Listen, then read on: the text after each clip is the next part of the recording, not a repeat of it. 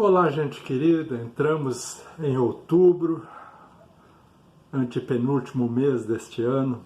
Espero que todos estejam bem nesta quinta-feira, um tanto chuvosa, mas com uma temperatura amena e agradável. Na continuidade daquilo que conversávamos ontem, o salmo de hoje, Salmo 109, também pode ser visto nessa perspectiva de uma luta entre o bem e o mal, entre aquilo que é certo e o errado, o lícito e o ilícito. E como nós devemos reagir diante disso? Ontem terminamos falando deste novo olhar que Jesus trouxe.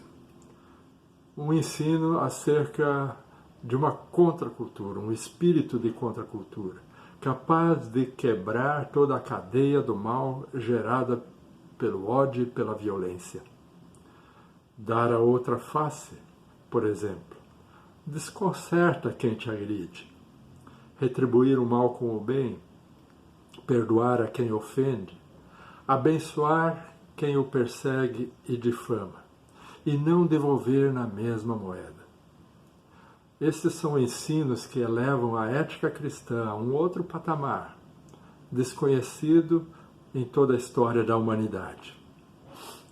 Vemos, por exemplo, Nietzsche, um grande filósofo, dizendo que este ensino de Jesus enfraquecia a humanidade, que gerava seres humanos dóceis demais, fracos, incapazes de produzir uma civilização forte e vitoriosa. Segundo as suas teorias, nós precisaríamos alcançar o Übermensch, traduzido do alemão, o super-humano, o sobre-humano. Esse seria tão forte e poderoso que se tornaria um ser invencível. Seus ensinos, de Nietzsche, foram em grande parte a fonte que alimentou as teorias de supremacia racial, como a ariana, adotada pelos nazistas. E todos nós sabemos a que resultado isso levou.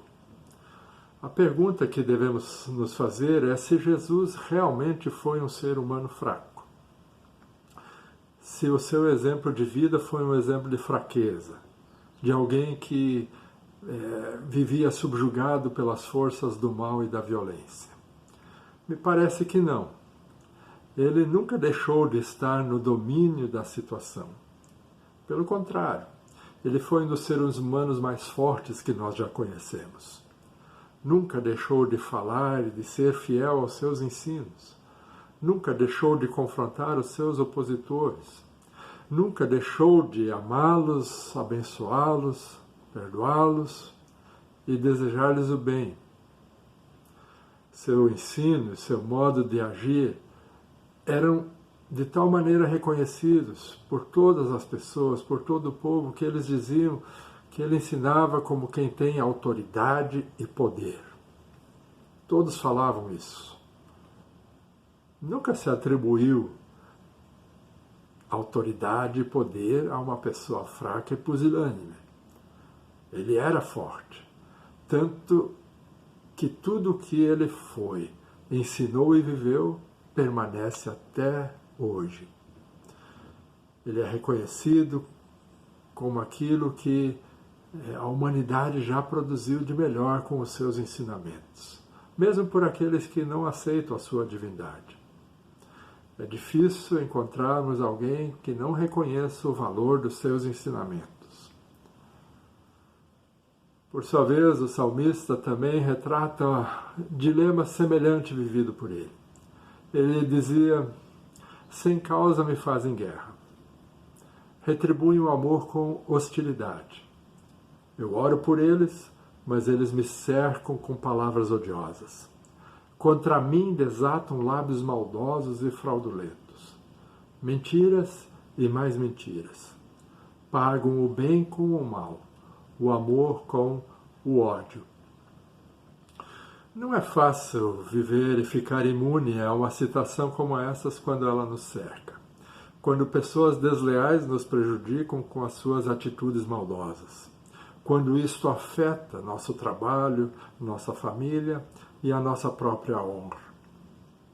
Como ter uma atitude de contracultura quando estamos envolvidos e cercados por tal situação?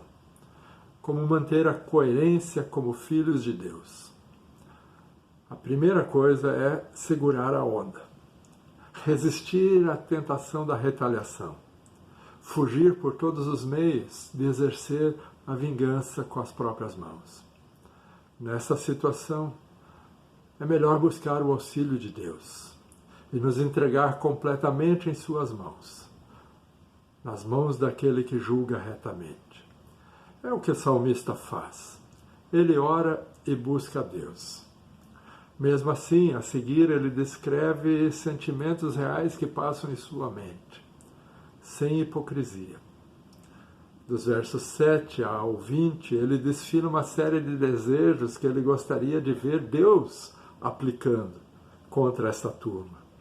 Por exemplo, que seus dias sejam poucos, que outros tomem o seu trabalho, que seus filhos fiquem órfãos, viúva a sua esposa, suas casas em ruínas, que seus filhos andem errantes como mendigos, que outros tomem o que é deles e que desapareça da terra a sua posteridade, que não haja lembrança da memória do seu nome.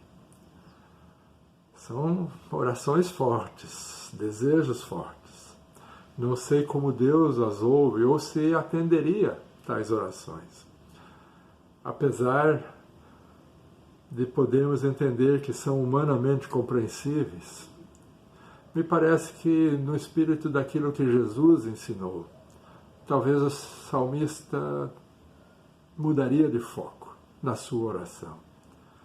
Ele oraria antes para que essas pessoas mudassem de rumo, encontrassem paz em suas vidas, encontrassem uma mudança, uma transformação, uma porta que os conduzisse ao arrependimento e, por fim, à salvação das suas próprias almas.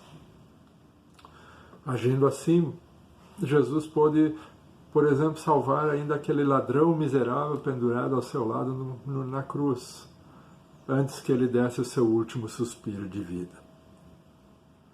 Fato é que, sem arrependimento, cedo ou tarde a justiça de Deus encontrará a cada um de nós, a cada ser humano. Como diz a carta aos Gálatas, capítulo 6, verso 7, não vos enganeis, de Deus não se zomba, pois aquilo que o homem semear, isto também ceifará. Este é o fluxo natural das coisas. Elas são assim. Como diz o salmista no outro trecho, amou a maldição, ela o apanhe. Não quis a bênção, que se aparte dele. Vestiu-se de maldição como de uma túnica, penetre maldição como água no seu interior, e nos seus ossos como azeite, seja-lhe como a roupa que o cobre. É assim, é só deixar as coisas rolar que é isso que vai acontecer. Não precisa nem interferir, desejar o mal, retribuir na mesma moeda. A natureza se encarrega e, ao final, Deus fará a sua justiça prevalecer. Só um milagre para mudar e alterar o rumo das coisas. Pois quem semeia para a carne, da carne colhe corrupção. Mas o que semeia para o Espírito, do Espírito colherá vida eterna. Escolhamos, pois, as boas sementes da paz, da fé, da esperança e do bem, pois só estas geram a verdadeira vida.